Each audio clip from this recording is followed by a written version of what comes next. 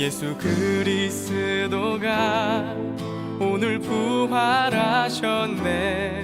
할렐루 할렐루 할렐루. 예수 그리스도가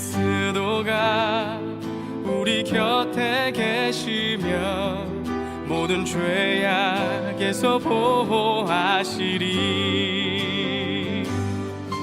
예수 그리스도가 오늘 부활하셨네. 할렐루 할렐루 할렐루. 예수 그리스도가 우리 곁에 계시며 모든 죄악에서 보호하시리. 할렐루 할렐루야. 죽음에서 부활하신 어린 양. 할렐루 할렐루야. 예수 다시 사셨네.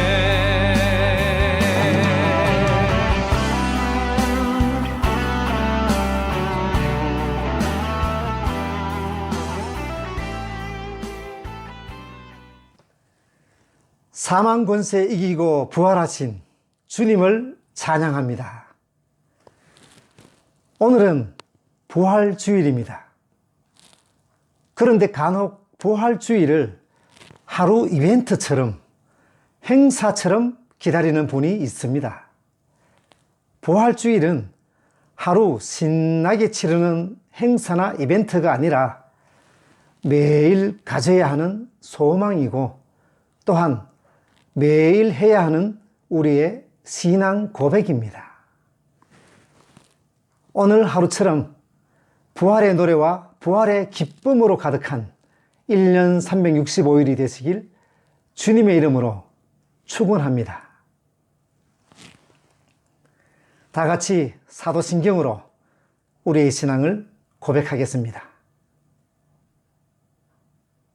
전능하사 천지를 만드신 하나님 아버지를 내가 믿사오며 그 외아들 우리 주 예수 그리스도를 믿사오니 이는 성령으로 잉태하사 동정녀 마리아에게 나시고 본디오 빌라도에게 고난을 받으사 십자가에 못 박혀 죽으시고 장사한 지 사흘 만에 죽은 자 가운데서 다시 살아나시며 하늘에 오르사 전능하신 하나님 우편에 앉아 계시다가 저리로서 산자와 죽은 자를 심판하러 오시리라. 성령을 믿사오며 거룩한 공회와 성도가 서로 교통하는 것과 죄를 사하여 주시는 것과 몸이 다시 사는 것과 영원히 사는 것을 믿사옵나이다. 아멘. 오늘도 변함없이 자녀들과 함께 성경 이야기를 들은 후에 찬양 드리겠습니다. 가족들과 함께 듣는 성경 이야기 제15과 부활하신 예수님.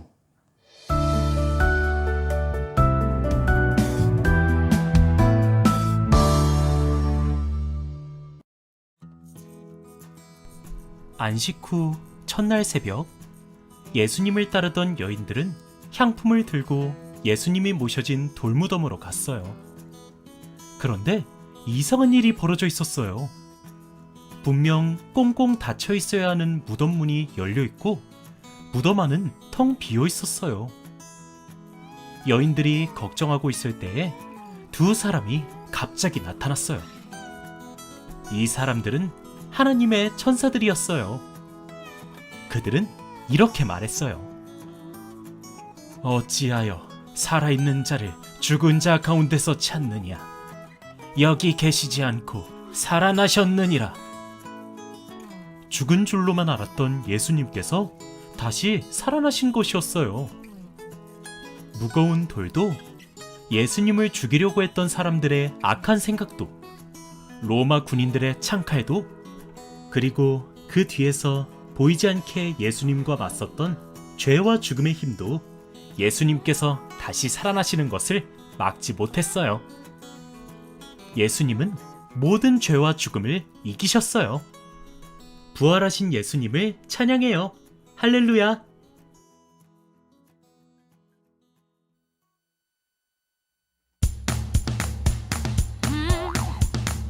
오늘은 부활주일이라 특별히 PK의 부활절 워십 찬양을 준비했습니다. 자녀들과 함께 찬양 드리겠습니다. This is song from PK. Promise Keepers. 근처에 하나님이 천지를 지으셨네. 그 아들 예수 그리스도 사람을 사랑했네. 사람들 죄를 짓고 멸망의 길로 가니 그 죄를 대신하려 예수님 죽으셨네. 다시 사셨네. 다시 사셨네. 예수 다시 사셨네. 다시 사셨네. 다시 사셨네. 예수 다시 사셨네. 인간의 몸을 입고 세상에 오신 주님 목수의 아들 되어 낮은 자로 오셨네. 병든 자의 친구로 세상의 빛이 되어 십자가에 못 박혀 우리를 구원했네. 다시 사셨네. 다시 사셨네.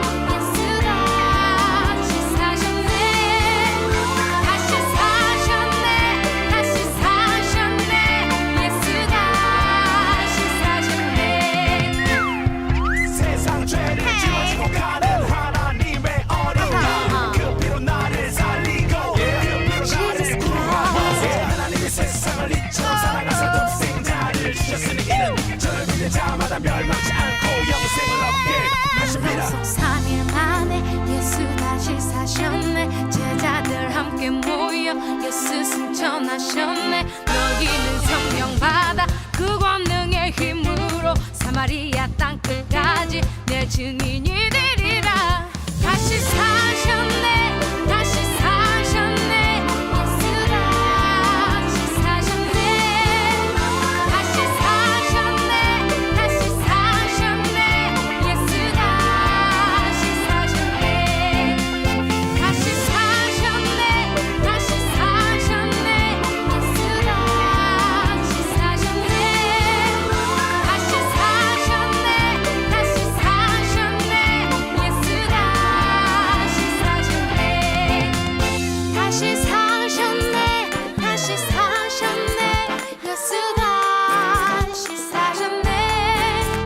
다시 사셨네. 다시 사셨네. 예수 다시 사셨네. Once again. 다시 사셨네. 다시 사셨네. 예수 다시 사셨네. 다시 사셨네. 다시 사셨네. 예수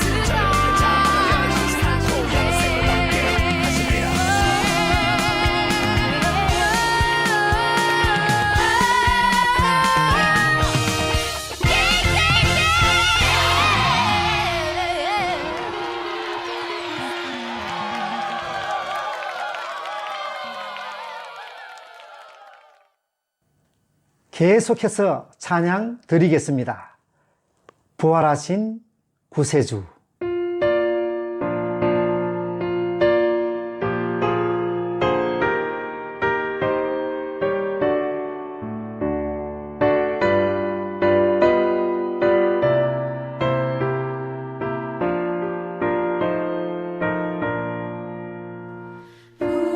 부활하신 구세주 나 항상 섬기네 온 세상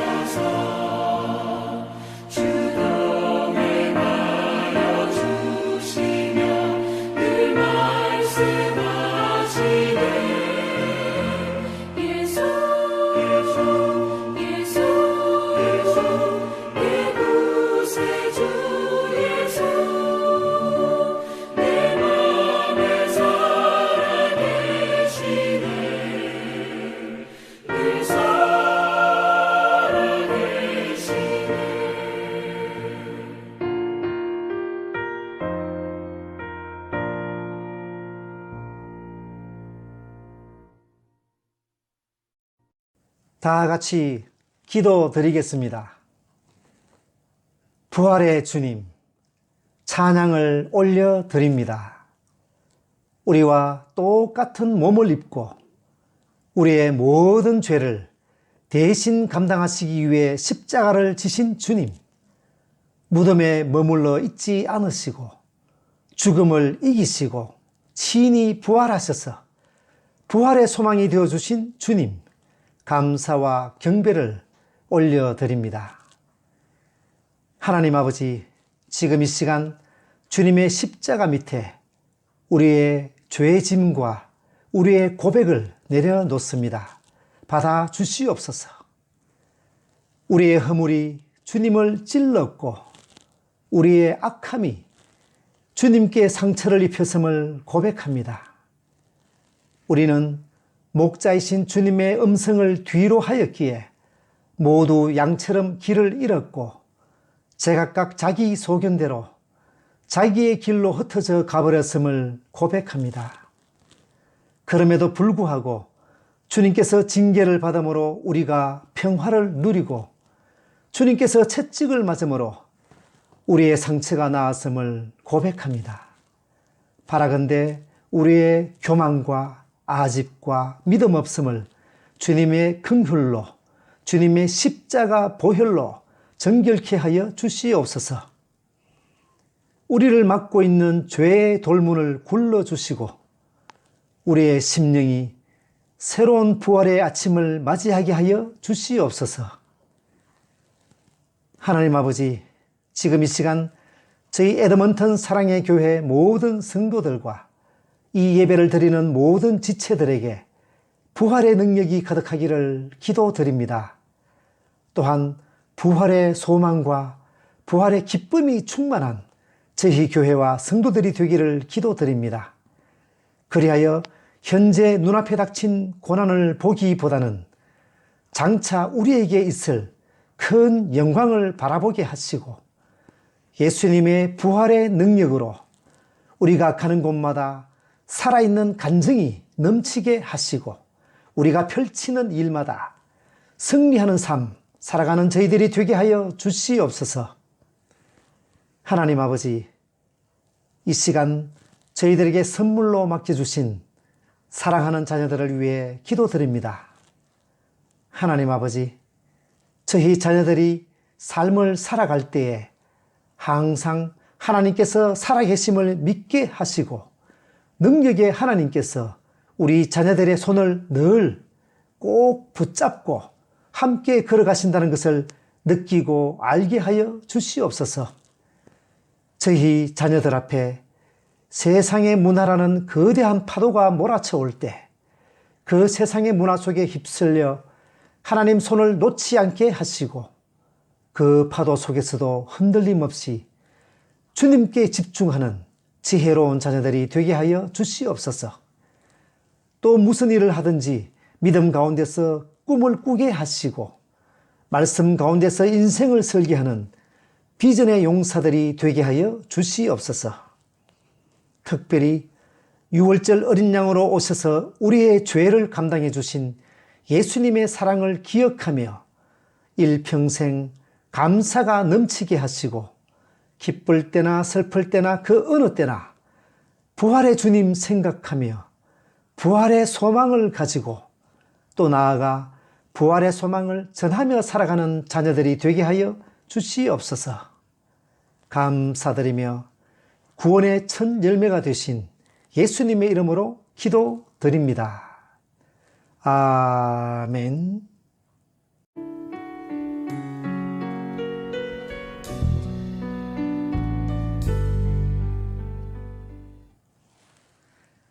교회 소식 전해드리겠습니다. 오늘은 예수님께서 사망 권세 이기고 다시 살아나신 기쁜 부활 주일입니다. 코비드-19으로 인해 함께 축하하지는 못하지만 가족끼리 행복하고 의미 있고 부활의 기쁨이 가득한 부활절로 보내시기 바랍니다. 싱글인 청년들은 언제라도 전화 주시면 따뜻한 커피 들고 바로 달려가겠습니다. 약소하지만 올해도 마음을 담아서 부활절 선물을 준비했습니다. 이 예배가 끝나면 바로 맛있는 부활절 선물을 들고 도어투도어 대문 앞 신방을 할 예정입니다. 집 앞에 도착해서 전화를 드리면 반갑게 맞아주시기 바랍니다. 지난 4월 1일 교회 단체 카톡으로 4월 감사일기를 보내드렸습니다. 우리 사랑하는 자녀들이 1월달 감사일기부터 꼬박꼬박 작성했다면 올해 들어 오늘까지 벌써 94번의 감사를 했습니다. 자녀들이 평생 감사하는 습관을 가질 수 있도록 부모님들께서 지속적으로 관심 가져주시기 바랍니다. 오늘도 킹스키즈 유초등부 자녀들을 위해 예배 후 액티비티 자료를 보내드렸습니다. 부활절 스토리 크래프트부터 컬러링, 메이즈까지 3종류를 보내드렸습니다. 그리고 추가로 삶은 부활절 계란을 받으시면 거기에 예쁜 부활절 그림을 그리게 하는 것도 좋습니다. 계란 컬러링은 선택 과목입니다. 예배 후에 아이들 손과 눈과 마음이 주님으로 인해 즐거워지도록 함께 해주시기 바랍니다. 교우 동정입니다. 임윤기 집사님께서 4월부터 BC주에서 새로운 잡을 시작하게 되었습니다. 오고 가는 모든 여정 가운데 하나님께서 함께 하시길 기도해 주시기 바랍니다. 감사합니다. 오늘 주신 말씀 보도록 하겠습니다. 오늘은 누가복음 24장 15절에서 35절까지 조금 길지만 같이 읽겠습니다. 그날에 그들 중 둘이 예루살렘에서 25리 되는 엠마오라 하는 마을로 가면서 이 모든 된 일을 서로 이야기하더라. 그들이 서로 이야기하며 문의할 때에 예수께서 가까이 이르러 그들과 동행하시니 그들의 눈이 가려져서 그인 줄 알아보지 못하거늘 예수께서 이르시되 너희가 길 가면서 서로 주고받고 하는 이야기가 무엇이냐 하시니 두 사람이 슬픈 빛을 띠고 머물러 서더라. 그 한 사람인 글로바라 하는 자가 대답하여 이르되 당신이 예루살렘에 체류하면서도 요즘 거기서 된 일을 혼자만 알지 못하느냐? 이르시되 무슨 일이냐? 이르되 나사렛 예수의 일이니 그는 하나님과 모든 백성 앞에서 말과 일에 능하신 선지자이거늘 우리 대제사장들과 관리들이 사형 판결에 넘겨주어 십자가에 못 박았느니라. 우리는 이 사람이 이스라엘을 속량할 자라고 바랐노라.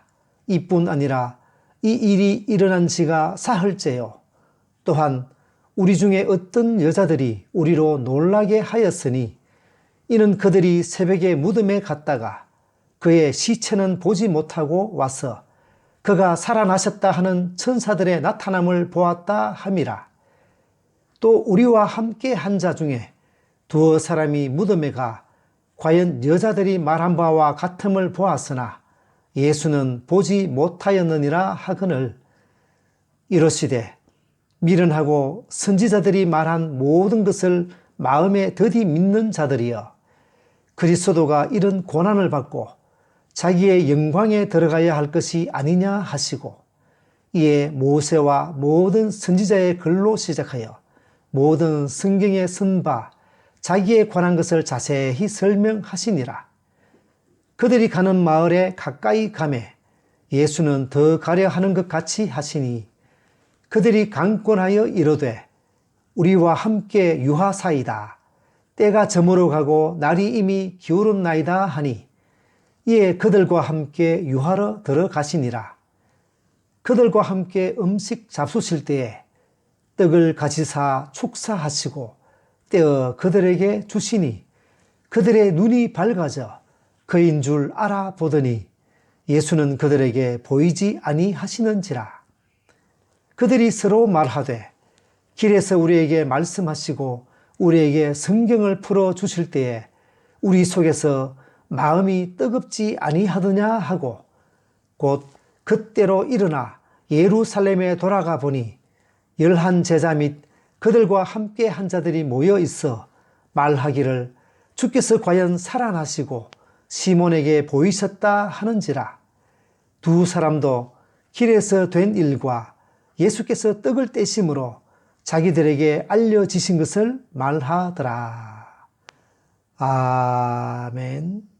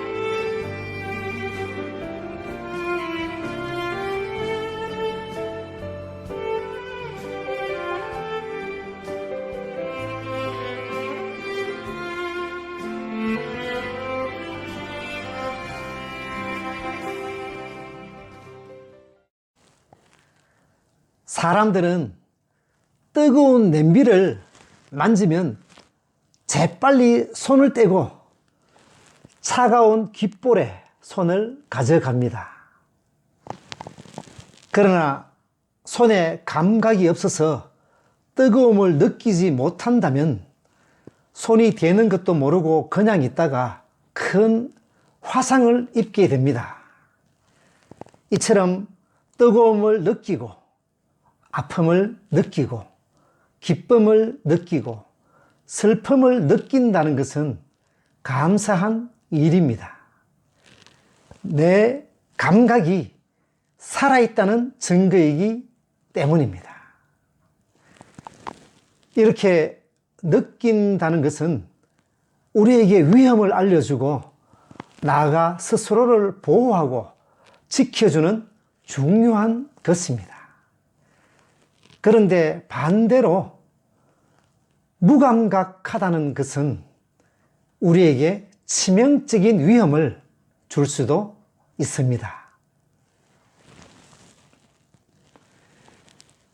코로나 바이러스가 이제 그만 퇴장해 줬으면 좋겠는데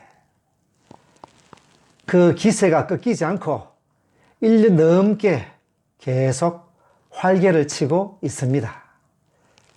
기본적으로 이 코로나 바이러스에 대해 사람들의 경계심이 줄어든 것은 아니지만 정부에서도 사람들이 코로나에 대해 무감각해지는 것 같아. 그러니 계속 주의하자 하면서 권면하고 체근하고 있습니다. 예수님도 장터에서 노는 아이들을 비유하면서 당시 유대 사회를 혼인잔치에서 피리를 불어도 춤추지 않고 사람들이 슬퍼하며 애곡하여도 함께 울어주지 않는 무감각한 세대라며 비판하기도 했습니다. 제가 이렇게 장황하게 무감각에 대해 말씀을 드린 이유는 우리가 지난주 고난주간 한 주간을 지내면서 십자가와 주님의 고난에 대해 얼마나 민감하게 반응했는가. 그리고 오늘 맞이하는 이 부활에 대해서는 또 어떻게 반응하는가를 묻기 위해서입니다. 혹시 서서히 온도가 올라가는 물에 들어가 있다가 자신이 서서히 익어가는지도 모르고 결국 물 속에서 죽는 개구리처럼 이 십자가와 부활을 무감각하게 느끼고 있지 않는가 하는 노파심 때문입니다. 특별히 작년과 올해는 코로나 바이러스 때문에 부활절다운 부활절을 보내지 못하고 있는데요. 2021년 오늘 이 부활주일은 여러분에게 어떤 의미로 다가옵니까? 여러분은 어떤 반응을 보이고 있습니까? 여러분의 부활에 대한 믿음은 안녕하십니까? 잘 있습니까?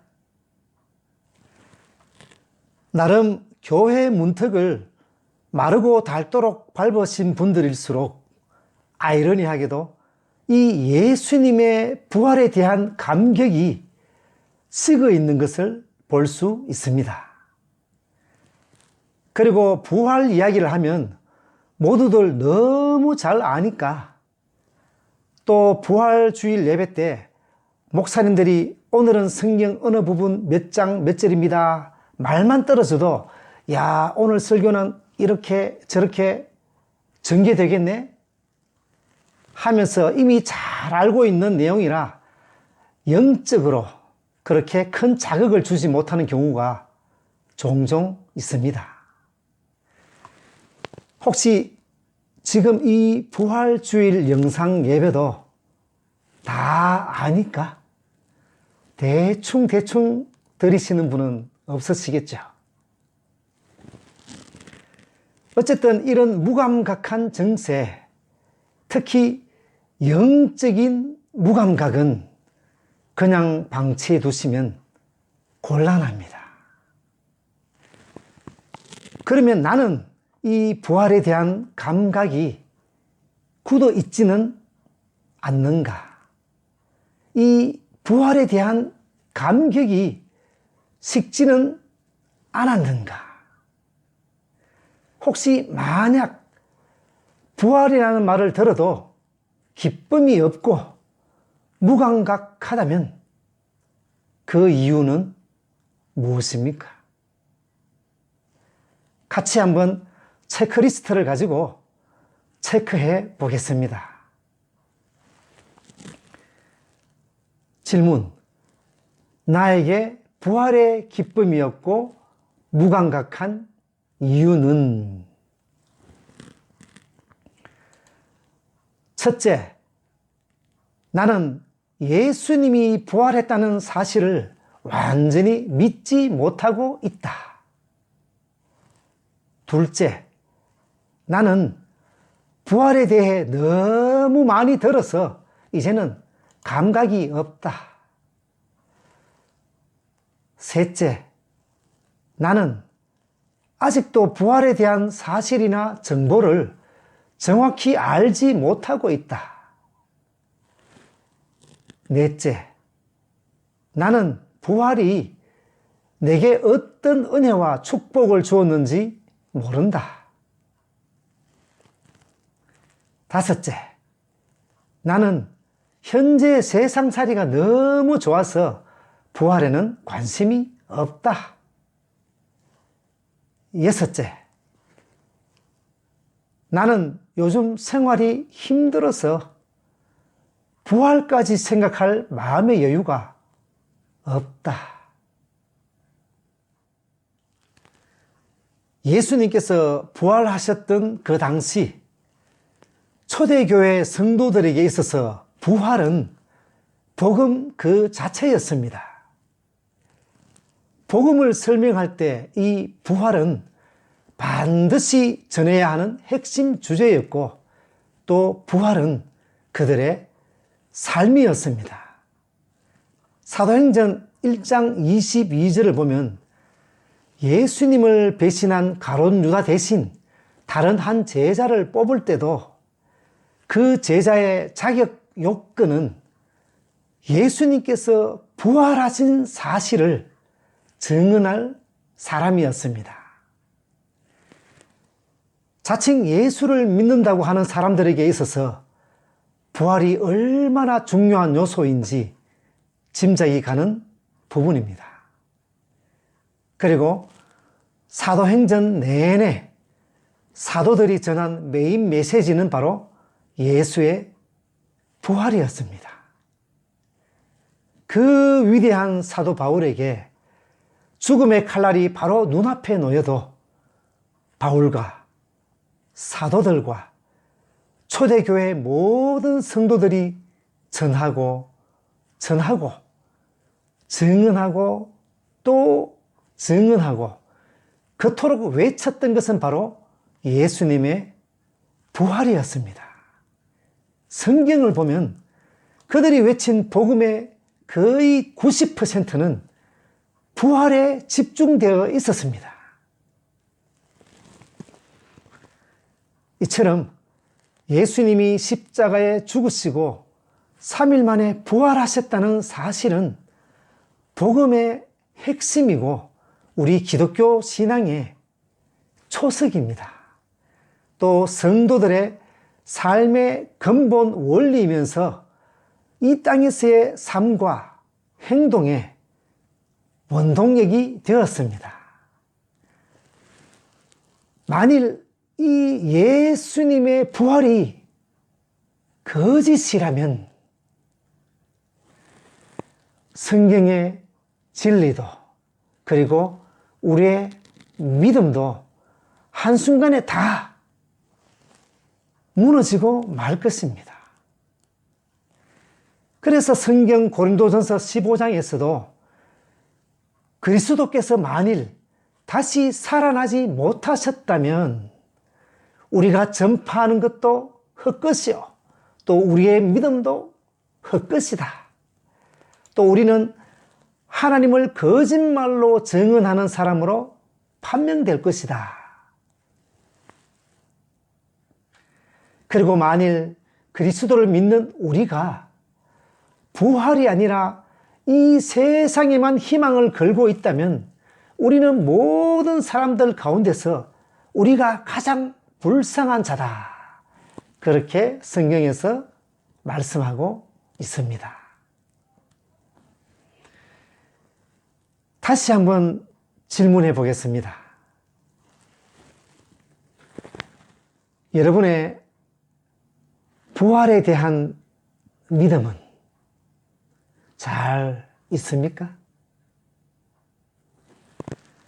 이 부활이라는 개념은 여러분의 삶에서 지분을 얼마나 차지하고 있습니까? 오늘 말씀에 보면 예수님의 두 제자가 예루살렘에서 엠마오로 가고 있습니다. 이 두 제자는 예수님의 12제자에는 포함되지 않았지만 넓은 의미의 제자 무리 속에 포함되었던 것 같습니다.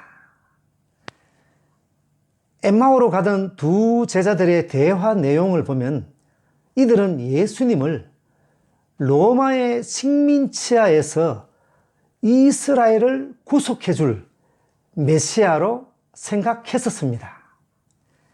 하지만 이들의 기대와는 달리 예수님은 바로 사흘 전에 비참하게 십자가 처형을 당하고 말았습니다. 이 두 제자들은 예수님께서 돌아가셨기 때문에 모든 게 끝났다고 생각했습니다. 그래서 낙담과 절망을 한 채 예루살렘을 떠나 엠마오로 가고 있었던 것입니다. 엠마오는 아마 이 두 사람의 고향인 것 같습니다. 우리는 이쯤에서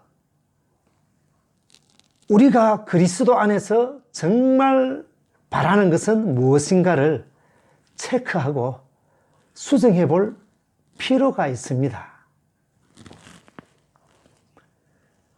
우리가 정말 예수님을 믿어서 기대하는 것이 무엇인가?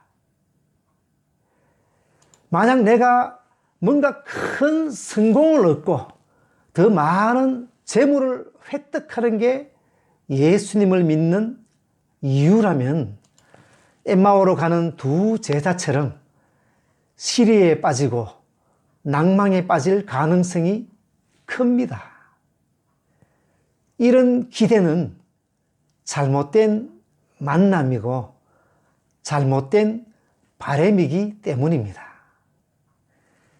예수님은 정치적인 메시아가 되기 위해서 이 땅에 오신 것이 아니라 이런 우리의 잘못된 바람을 고치고 부활에 대한 소망과 부활에 대한 믿음을 회복시켜 주기 위해서 오신 것입니다.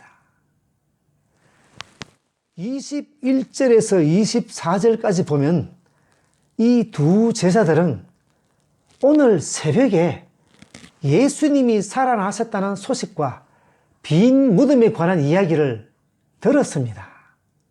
하지만 이 두 제자는 부활에 대해서 믿지 않았습니다.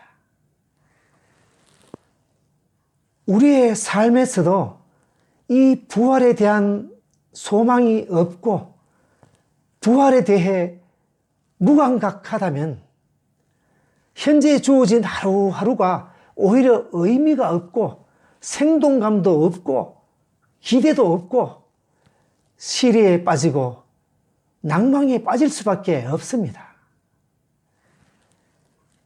이렇게 시리에 빠지고 낭망에 빠진 채 두 제자가 엠마오로 가고 있는데 낯선 사람 한 명이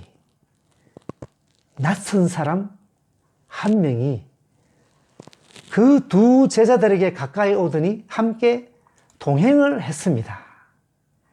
그분은 부활하신 예수님이었습니다. 제가 낯선 사람이라고 표현하기는 했지만 사실 예수님은 그 두 제자들에게 낯선 사람이 아니었죠. 불과 며칠 전까지만 해도 함께했던 선생님, 함께했던 랍비였습니다. 그런데 그 두 제자들은 예수님을 몰라봤습니다. 어떻게 그럴 수가 있습니까? 이 두 제자들의 대화에서 그 힌트를 얻을 수 있는데요. 19절에 보면 그 두 제자들은 예수님을 단지 말과 일에 능했던 선지자라고 말하고 있습니다. 예수님께서 3년 동안 수많은 이적과 교훈을 펼치고 가르치셨는데 그 제자들에게 있어서 예수는 길이요 진리요 생명이신 하나님도 아니었고 그리스도시요 살아계신 하나님의 아들도 아니었습니다. 그저 달변이어서 율법학자와 서기관들과 이야기를 나누어도 절대로 지지 않고 성경을 기가 막히게 설명하고 기적도 행하는 선지자 중에 한 사람으로 그렇게 예수님을 이해했던 것입니다. 그러니 부활하신 예수님이 찾아와도 그분이 불과 사흘 전에 돌아가셨던 바로 그분, 바로 그 예수님이라고 상상조차 할 수 있었겠습니까? 이 두 제자들만 이랬겠습니까?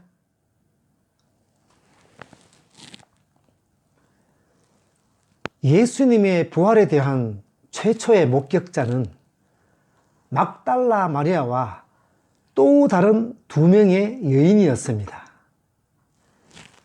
막달라 마리아와 여인들이 안식 후 첫날 새벽에 무덤에 가봤더니 무덤을 막았던 거대한 돌이 옮겨져 있고 예수님의 시신이 없었습니다. 놀랐겠지요. 그래서 제자들에게 가서 얘기를 했습니다. 그랬더니 베드로와 요한이 요한복음의 표현에 의하면 무덤으로 막 달려갔습니다. 무덤에 도착해 보니 정말 예수님의 시신이 사라지고 없었습니다. 그러자 베드로와 요한은 이상하게 생각하면서 집으로 돌아갔다고 성경은 기록하고 있습니다. 이제 막달라 마리아가 혼자 남아서 울다가 무덤 안을 다시 들여다봤는데 거기에 흰옷 입은 두 남자가 서 있었습니다. 천사와 예수님이었습니다. 그때 천사가 마리아에게 물었습니다. 너는 왜 우느냐? 그랬더니 마리아가 우리 주님의 시신이 없어졌어요 하고 계속 울었습니다. 그때 예수님께서도 너는 왜 우느냐? 누구를 찾느냐? 하고 물었습니다. 마리아는 예수님이 산을 지키는 동산지기인 줄 알고 혹시 당신이 우리 주님의 시신을 옮겼으면 가르쳐 주세요. 그러면서 계속 울었습니다. 그 당시 2000년 전 상황으로 돌아가 보면 어떻게 이런 반응이 나올까 하는 의문이 듭니다. 예수님은 3년 공생의 기간 동안 수많은 기적을 베풀었습니다. 그런 차원에서 3년 동안 예수님과 함께 다니고 함께 생활했던 제자들은 그 누구도 부인할 수 없는 기적의 목격자들이고 산 증인입니다. 또 막달라 마리아도 12 제자는 아니었지만 그 제자들과 함께 다니면서 섬겼던 여제자라고 할 수 있습니다. 이 제자들과 막달라 마리아는 예수님을 따라다니면서 안전병이가 일어나는 기적도 보고 눈문 자가 눈 뜨는 것도 보고 놀라운 오병이어의 기적도 보고 성난 파도를 잠잠케 하는 기적도 보고 심지어는 죽었던 나사로가 죽은 사람들 가운데서 살아나는 기적도 직접 본 사람들이었습니다. 그리고 예수님은 공생애가 끝나갈 무렵에 자신이 메시아임을 계속해서 밝혔고 또 내가 고난 받은 후에 장사 지낸 바 되었다가 3일 만에 다시 살아날 것이다. 그렇게 누누이 계속 반복해서 얘기했었습니다. 그러면 예수님의 수많은 이적을 눈으로 직접 목격한 그들은 심지어는 죽은 자도 살려내는 걸 보았던 그들은 또 예수님께서는 절대 허튼 말을 하지 않고 이루시는 것을 보고 알았던 그들은 어떤 자세를 취해야 합니까? 하긴 최후의 만찬 때 베드로와 제자들은 말은 이렇게 했습니다.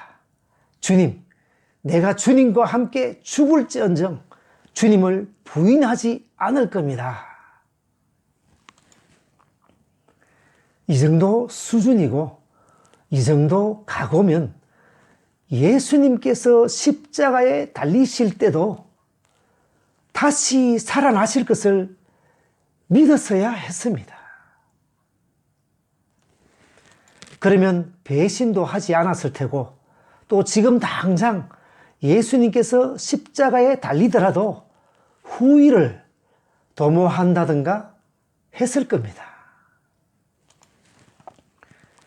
결국 예수님께서 말씀하시고 예언하신 대로 십자가에서 돌아가셨습니다. 그러면 좀 슬프지만 와, 정말 말씀하신 대로 고난을 당하다가 돌아가셨구나. 이제는 예수님께서 누누이 말씀하신 대로 부활하시겠네 하면서 부활을 기대한다든가 해야 하는데 오늘 무덤에 간 제자들의 모습은 어떠했습니까? 예수님께서 그렇게 나는 죽고 3일 만에 부활할 것이다 그렇게 말씀하셨는데 오늘 무덤에 가봤더니 어라? 무덤 문이 열려있고 예수님의 시신은 없네? 빈 무덤이었습니다. 이렇게 무덤이 비어 있으면 제자들의 입장에서 막달라 마리아의 입장에서 빈 무덤을 봤을 때 예수님의 시신이 없는 현장을 봤을 때 어떤 생각, 어떤 판단을 해야 합니까? 정말이네. 예수님이 부활하셨구나. 정말 예수님이 부활하셨구나. 이렇게 해야 당연한 것 아닙니까? 그런데 베드로도 요한도 이상하게 생각하면서 그냥 금방 집으로 돌아가 버렸습니다. 막달라 마리아도 그 상황에서 누가 우리 주님의 시신을 가져갔나? 그렇게 얘기하면서 계속 울기만 했습니다. 착하긴 착하죠. 하지만 예수님께서 기대하셨던 믿음을 제자들과 마리아에게서 찾아볼 수가 없습니다.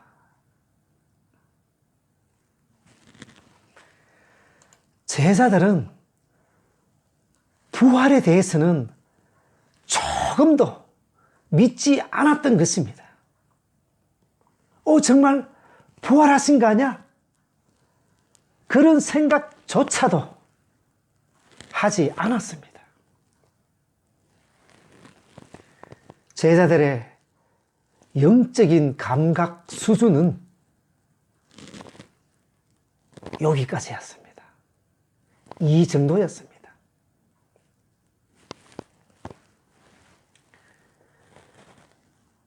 그러면 이 부분에서 저라면, 여러분이라면 어떤 자세를 취했을 것 같습니까?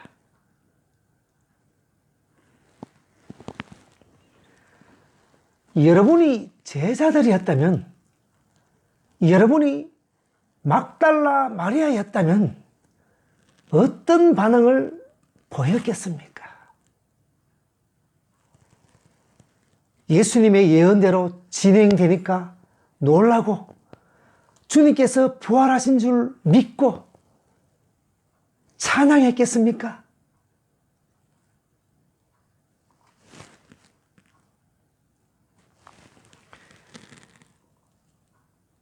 제자들도 그 정도였는데 아마 저희들도 제자들보다 더 하면 더 했지 제자들 수준을 넘어서지는 못했을 것 같습니다.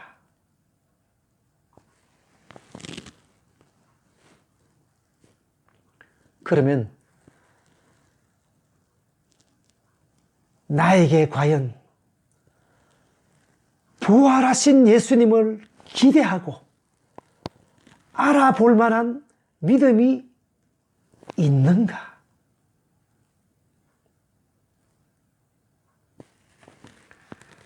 그런 질문을 스스로 던져보면 제 믿음은 참으로 먼지만도 못한 것 같습니다. 이것이 바로 현재 우리의 모습입니다.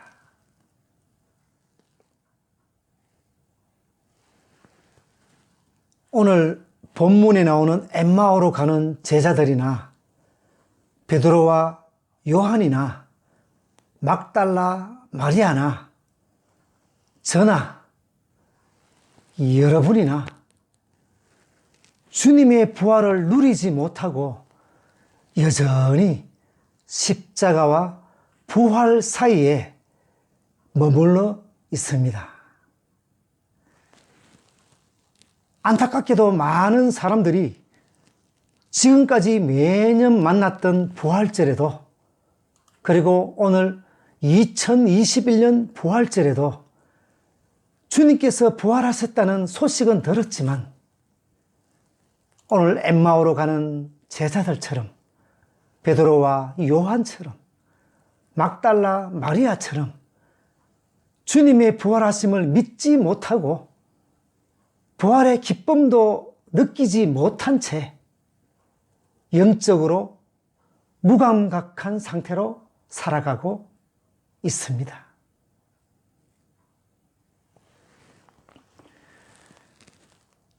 그리고 드디어 여전히 십자가와 부활 사이에 머물러 있던 그들에게 반전이 일어납니다.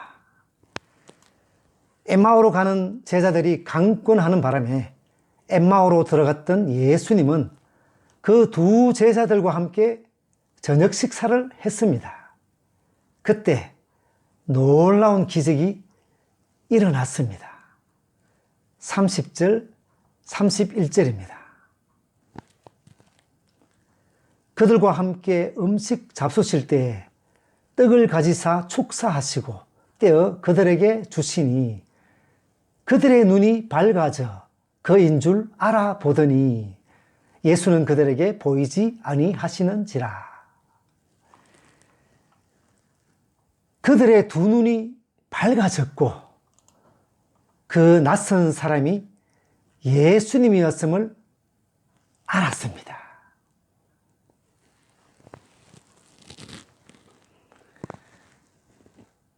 역사적으로 수많은 화가들이 이 엠마오의 저녁 식사 장면을 그렸습니다. 그 중에서도 이탈리아 화가인 카라바조가 그린 그림이 단연 눈길을 끕니다. 카라바조는 예수님을 기존의 서양 미술사에서 보던 예수님과는 다르게 표현하고 있습니다. 피부도 곱고 볼살도 약간 도톰하고 고니보다는 친근한 청년 예수의 얼굴입니다.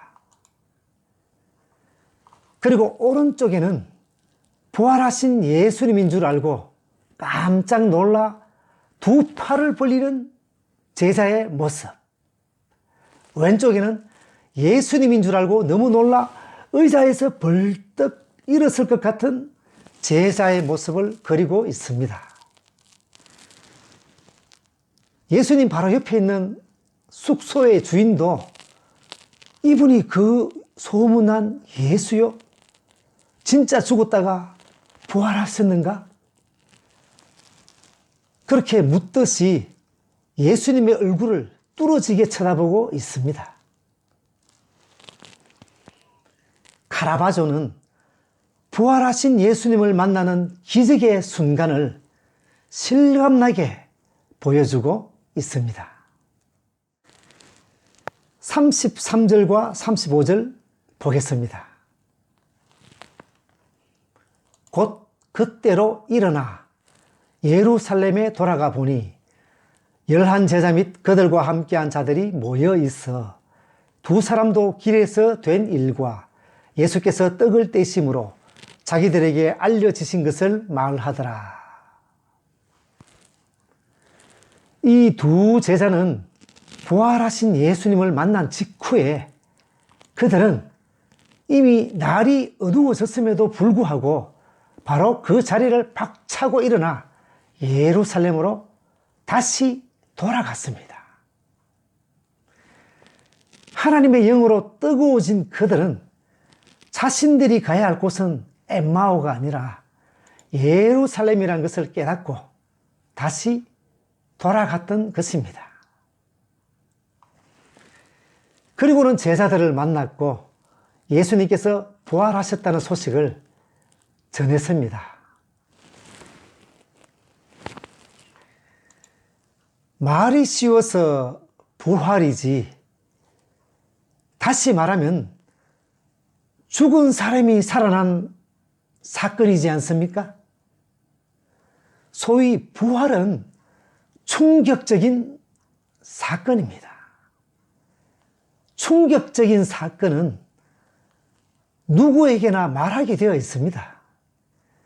예수님이 부활했다는 것은 너무 충격적이고 너무 기쁜 소식이기 때문에 이 두 제자들은 11 제자들에게 뿐만 아니라 만나는 사람들마다 부활하신 예수님을 전하고 또 전했을 것입니다. 안 봐도 비디오입니다. 말씀을 맺겠습니다. 예루살렘에서 엠마오로 갈 때 아무런 희망도 없고 축 처진 어깨로 갔던 두 사람이 힘찬 에너지를 가지고 다시 돌아왔습니다. 그 에너지는 어디에서 나왔습니까?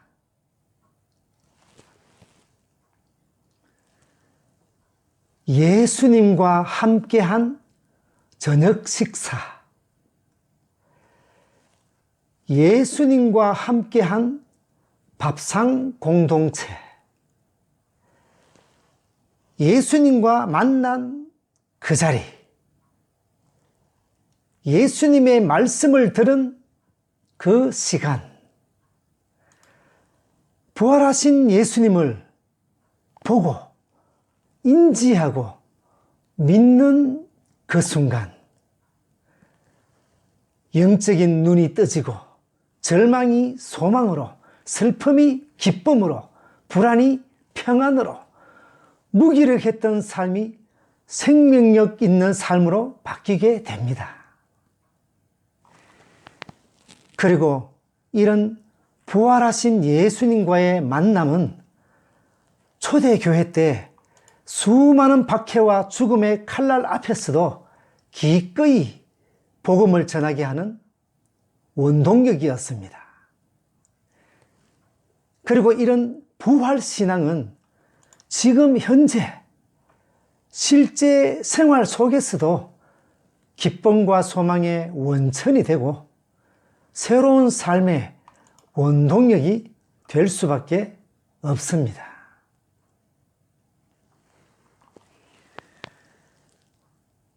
부활주의를 맞이하는 오늘,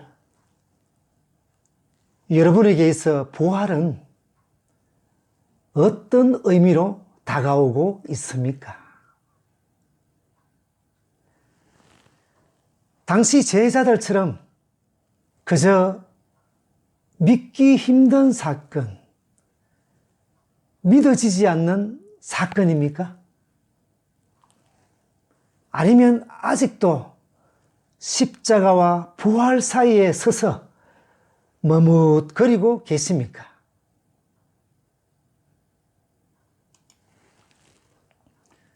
예수님의 부활은 시간을 뛰어넘어 현재에도 우리의 가슴을 뜨겁게 하는 현재 진행형 사건입니다. 그래서 부활의 감격에는 과거나 과거 완료라는 시제가 있을 수 없습니다. 부활은 현재 진행형입니다.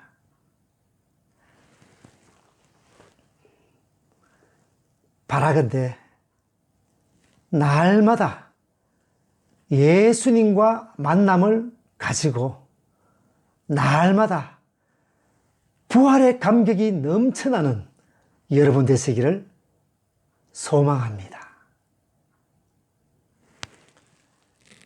기도드리겠습니다.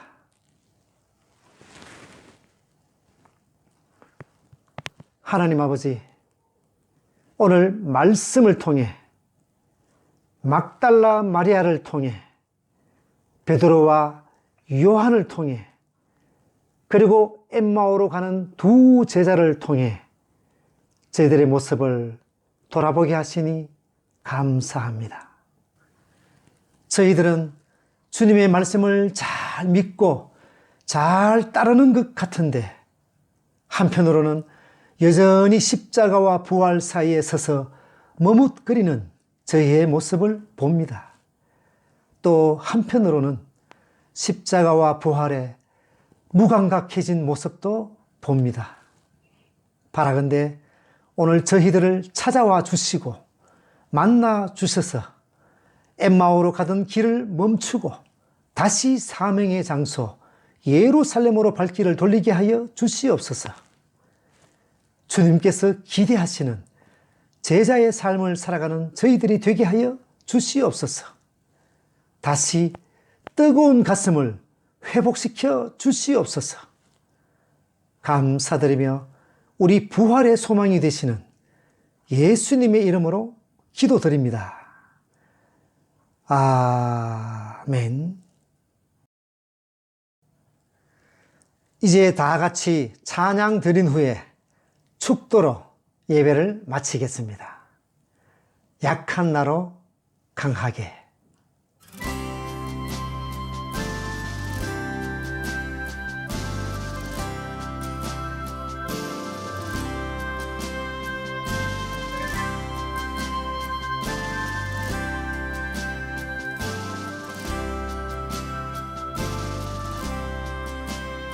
약한 나로 강하게 가난한 날 구하게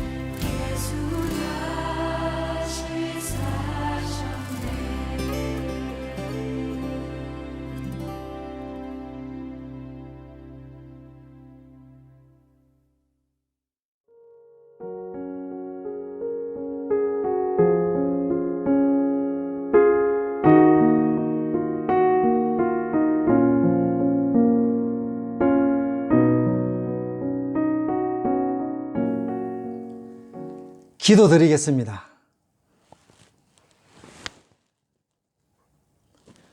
이제는 우리를 위해 죽기까지 사랑하신 예수 그리스도의 은혜와 하나님 아버지의 무한하신 사랑과 성령 하나님의 인도하심이 장차 있을 부활의 소망 바라보는 가운데 부활의 믿음과 뜨거운 부활 신앙 가지고 늘 주님과 동행하며 살아가기를 소망하는 모든 성도들과 그 가정과 속한 공동체와 우리 에드먼턴 사랑의 교회와 지금 이 자리에서 머리 숙여 예배드리는 모든 무리 위에 지금으로부터 영원토록 함께 있을지어다.